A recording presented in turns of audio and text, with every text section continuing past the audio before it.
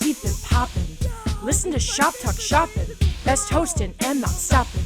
Keeping heads up, down, bopping.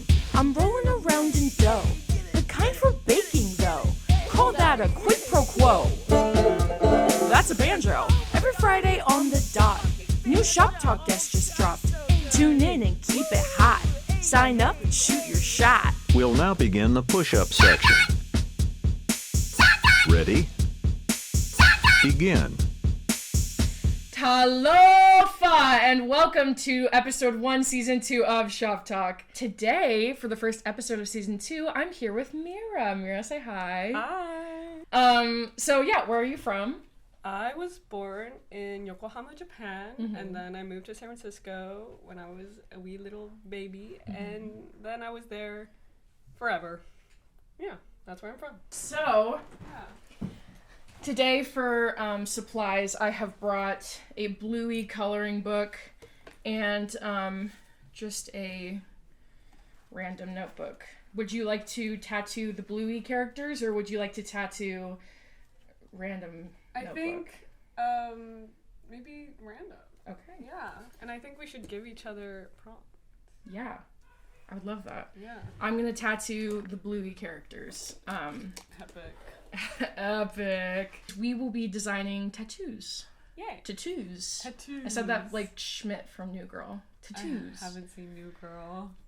Put it on your letterbox. Oh god. Put it on your I'm bad at letterbox. TV shows. It's so good. It's really, really good. I think you'd like it. I believe it. So you're very interested in movies, speaking of Letterboxd. Oh yeah. And the two of us have connected over Letterboxd. Oh yes. What is so fascinating to you about film? I guess what's fascinating to me is that it fascinates me at all, because I really did not watch movies at all, like, before college. Mm-hmm. And I've always been the type of person to, like, I need to be able to log shit. I love making lists so much. I make lists out of everything, even if it's, like, I'm never gonna do anything with the list. Mm-hmm. And I love organizing things. I just love to do that. And then I found this super niche, unknown website. Super underground. Yeah. Nobody knows about it, called Letterboxd. And I was like, oh, this is cute. And then I proceeded to log every single film that I've ever seen, including, like, every single stupid childhood movie that I've seen. So on my thing, it says, like, 600 watched. 400 of those are, like, Monster High movies, you know? Monster High movies! Oh my god, yeah. Yes, I love Monster peak High cinema. movies. But basically I got, like, really way too obsessed with making everything perfect. Mm-hmm. And then I was like, oh, my diary looks so empty and sad. And I was like, it would appease my brain so much more if it was filled with amazing movies. So I kind of just started watching movies because of that reason, which is a really, really unartistic reason to start to do something. But that's how it worked for me. And then it kind of spiraled out of control, and now I've seen way too many. I think just whenever I watch a movie now, especially after taking a couple film classes, I'm like, this shit is so hard. That is so hard to do. To, like, I know. Like, I can't even, like, wrap my mind around, like, almost any movie I watch. I'm like, how did they set this up? How did they have everything work to be like this? How did the lighting look exactly like that? How did they get the actors to... There's so many things that need to go right for a film to exist. Yeah. That, like, watching it, I feel like I'm watching some... I don't know. It's just crazy to me. Yeah. Yeah. You are also, in your art, interested in dance as a form of expression. What's your background with dance, and how does it inform the art that you like to create? Oh my god, dance literally informs probably everything about me. Mm-hmm. It was, like, my only personality trait for all of my childhood, besides, like, being a child of divorce and being mixed. I don't know, it was, like, there was, like, a studio a block away from my house that my mom put me in because the teacher was Japanese, and she was like, oh, I trust this person. So I just started going to that studio, and I was there for 13 years. Wow. And it became, like, my second home. It was basically, that's where I made all my, like, first super close friends. And it wasn't, like, the environment there was so low pressure. Oh my god, my teacher, who's basically my mother, like I love her. Every time I go home, I have to see her. Aww. I have a teacher like that too. Yeah. Literally, I'm like, Takami, can we please get lunch? Like, oh my god, I love her. And she basically teaches, like, it's more like body awareness, and like she's always like, you know, the dance industry. Oh my god, the dance industry is honestly like really, it's so evil. It has ruined so many people's self-image, and like it's so intense. I don't know. It's just I never really wanted to be a part of it. I was raised to dance like kind of just for myself and like creatively. And now, like, I came to New York, and, you know, all the dancers are, like, competitively trained, and I know. And I'm like, damn, like, I don't have that, but, like, I just kind of dance for myself, and I also love making choreography, and...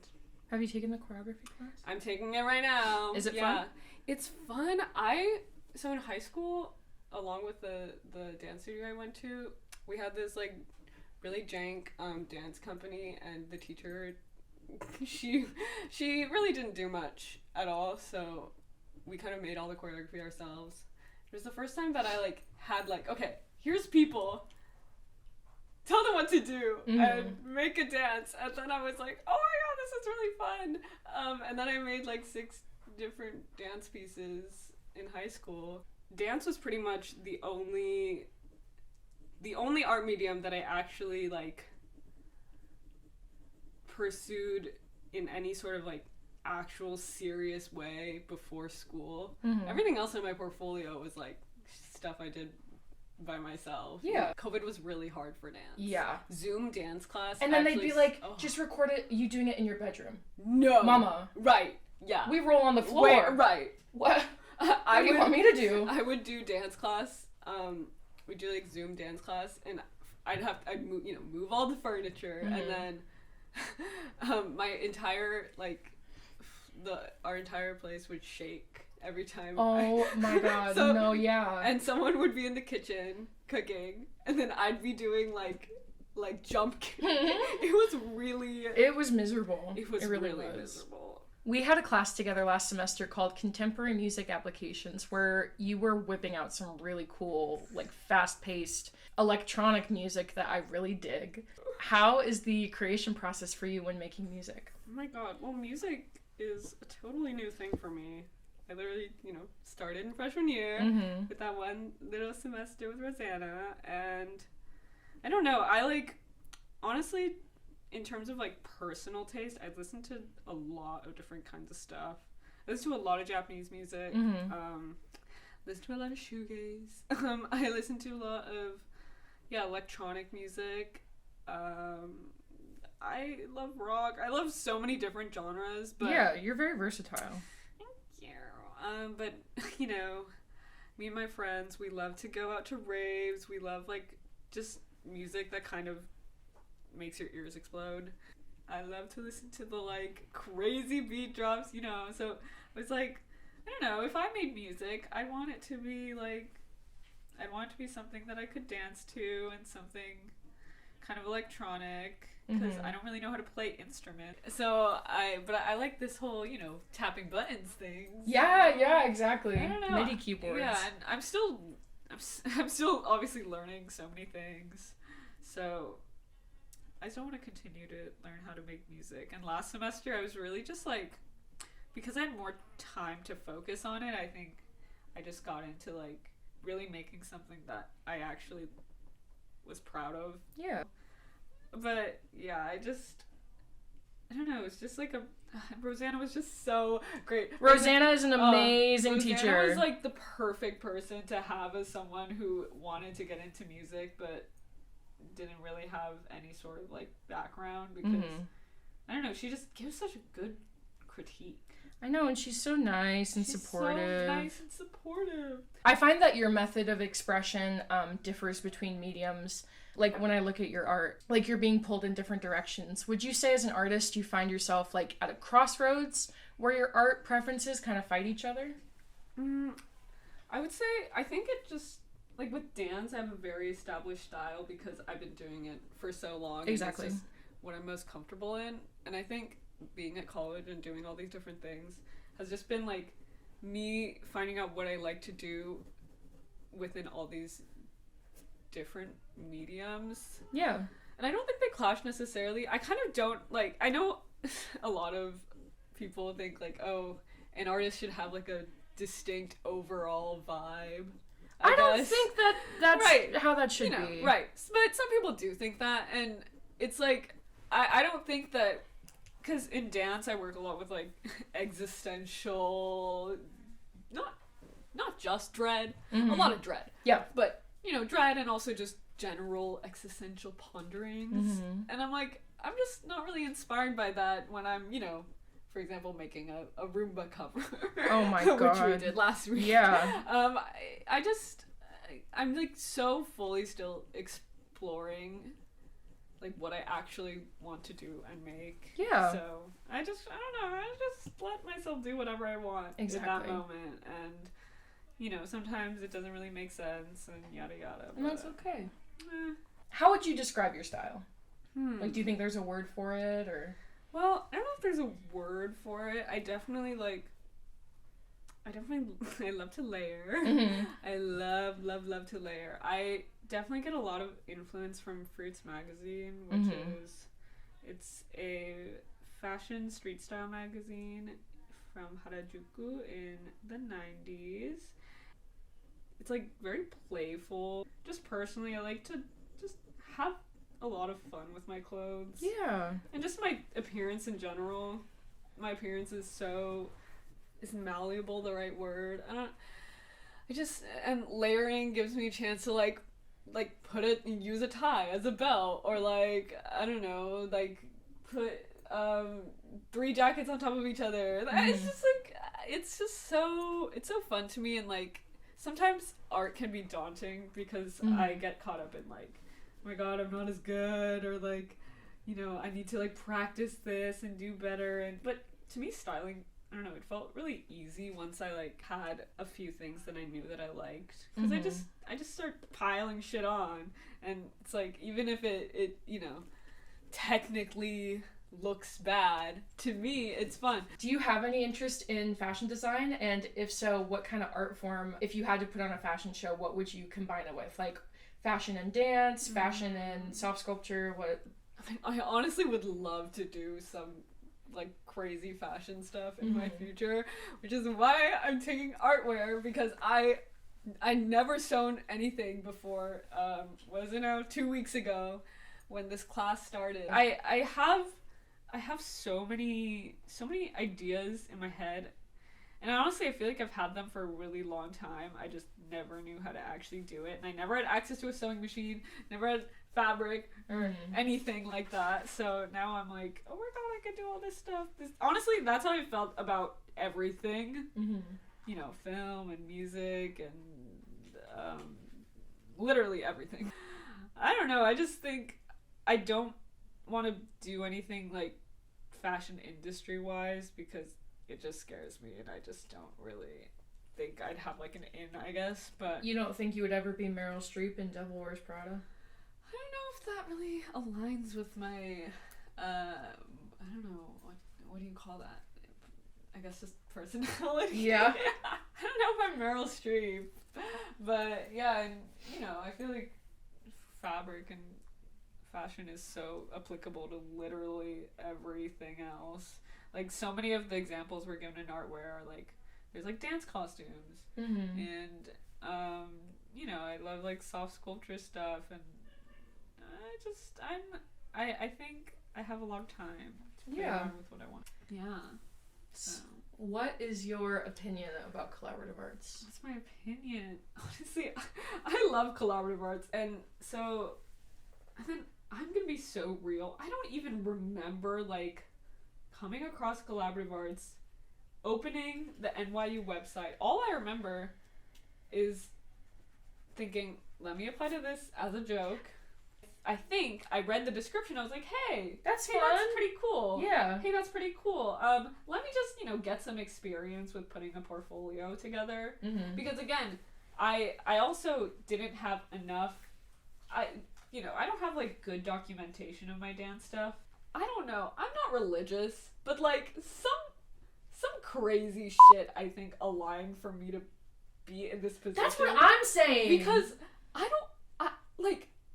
because first of all, yeah, I just applied because, again, I don't remember. I just applied and I just put stuff together and I was like, well, this was fun. Now, I'll probably go to like state school or something. Yes. And then I started getting like, actually mostly rejections. I got into, NYU's the only school I got into besides one other, and I applied for 14 schools. Oh my god. Yeah. See, NYU is so weird. I know. NYU is so weird. And collaborative arts still scared me, but I think if I wasn't in collaborative arts, I honestly would hate NYU. I think so too. I think I would hate it. I'd be miserable. Everything that I hear about, and it's like, the thing is, I think other programs, they're probably getting like what you'd expect from a college education, which is good for some people, but again, I did not want to go to school, so I think this kind of like pure, it's like, for the first time, I get to use cameras and lighting equipment, and I'm in a recording studio. Right? I have sewing machine, like I made a wood sculpture.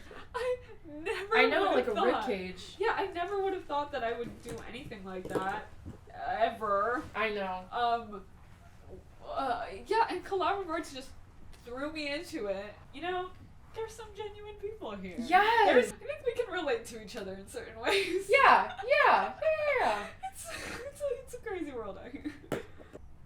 I'll let you take this opportunity to shout out any upcoming projects, things to look out for, if you're needing people for any sort of thing like extras for a film. Okay. Collaborators. Well, I don't have anything. However, I'm itching to do stuff.